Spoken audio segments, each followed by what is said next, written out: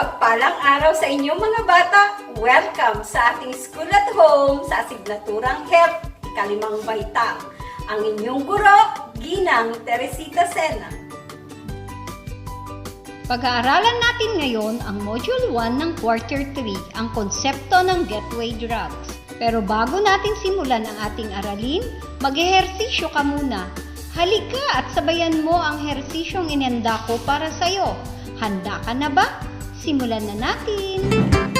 Hey! Lula lula lula lula lula lay lula lula lula lula lula lay Hey! Lula lula lula lula lula lay lula lula lula lay Itaas ang kamay, iwagayway, umindak ng umindak at umikot-ikot pa, gumiling ng gumiling hanggang mapagod ka at tayo'y kumanta.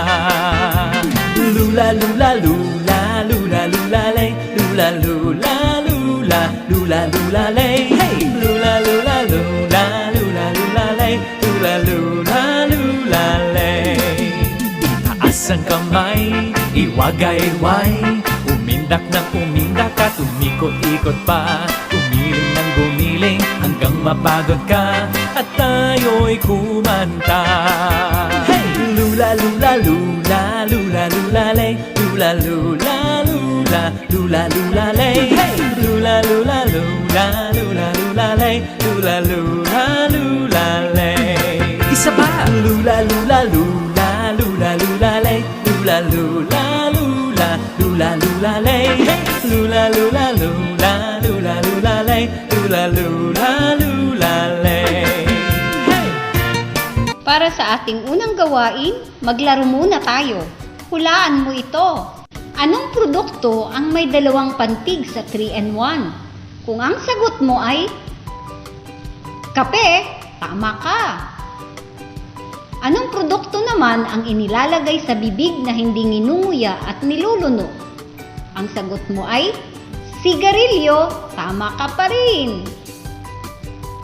Ano ang likidong iniinom na nakakaapekto sa takbong pag-iisip ng tao? Kung ang sagot mo ay alak, tama, alak nga ang sagot. Bago tayo dumako sa aralin, atin munang ayusin ang titik o letra upang makabuo ng salita na may kinalaman sa gateway drugs. Basahin ang mga paglalarawan bilang isang gabay sa pagsagot. Unang bilang. Nagdudulot ng karagdagang enerhiya, subalit nakasasama sa katawan sa labis na paggamit nito. Kung ang nabuo mong salita ay caffeine, tama ka. Pangalawang bilang. Ang drogang ito ay nakakahalina at nakakaakit gamitin, kaya paulit-ulit na ginagamit o tinitikman. Ang nabuo nating salita ay gateway, tama ka. Pangatlong bilang. Isang alkaloid na matatagpuan sa halamang tabako. Kung ang nabuo mong salita ay nikotina, tama ka ulit. Pangapat na bilang. Isang inuming may ethanol. Ang nabuong salita ay alcohol. Tama, alcohol nga. Isang produktong may mataas na sangkap ng caffeine.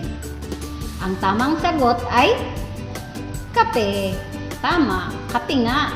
Ay atin nang tatalakayin ang ating aralin tungkol sa konsepto ng gateway drugs. Ano ang caffeine? Ang caffeine ay nakapagdudulot ng karagdagang enerhiya, subalit kung labis ang paggamit nito ay nakasasama sa katawan.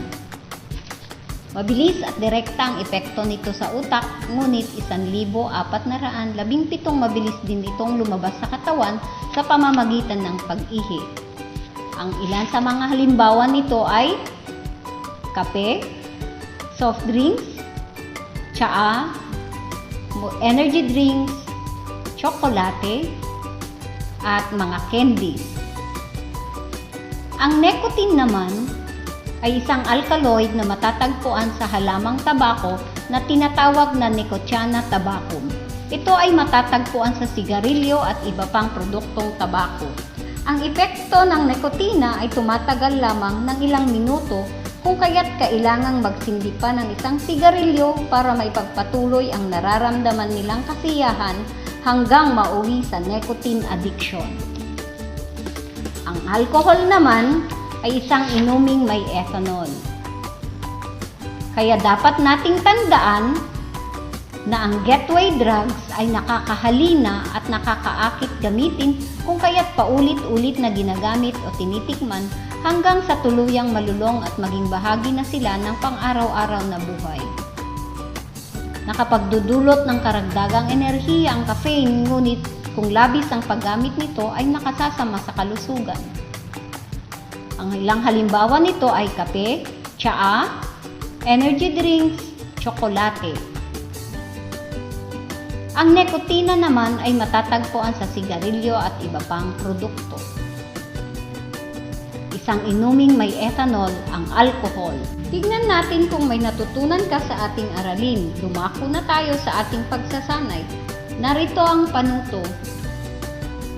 Bibigyan kita ng 30 segundo upang sagutin ito. Handa ka na ba?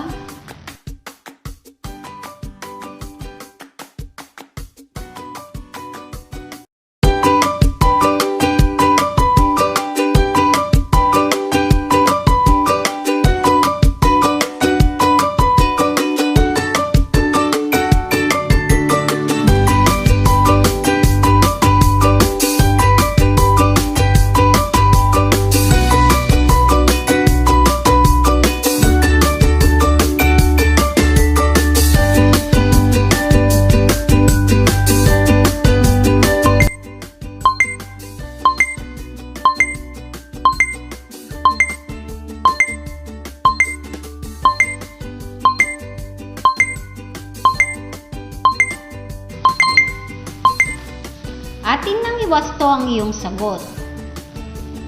Nakuha mo ba lahat ang sagot sa pagsasanay? Mahusay! Narito na tayo sa huling gawain. Maglabas ng lapis at papel upang sagutan ang mga tanong. Narito ang panuto. Sulat sa sagutang papel ang tama kung wasto ang tinutukoy at mali kung hindi wasto. Bibigyan kita ng 30 segundo upang sagutin ito. Handa ka na ba? Simulan mo na!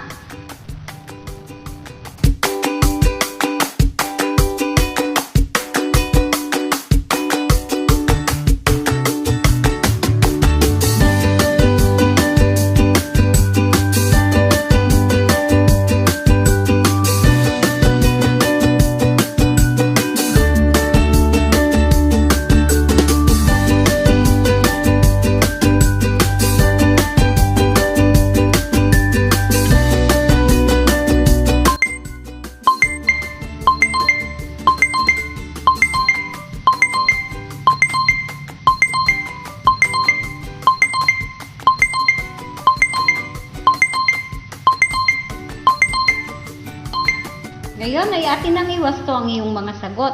Ilan ang iyong nakuha? Kung ang nakuha mo ay 4 hanggang 5, ang ibig sabihin ay malawak ang iyong kaalaman na natutunan sa ating aralin. Kung ikaw ay nakakuha ng 3 pababa, ibig sabihin ay kailangan mo pang balikan ang mga konseptong hindi mo pa natutunan. Tandaan na maaari mo pang balikan ang ating video at pag-aralang muli ang ating aralin. Hanggang dito na lamang ang ating pag-aaral mga bata. Hanggang sa muli nating pagkikita. Paalam!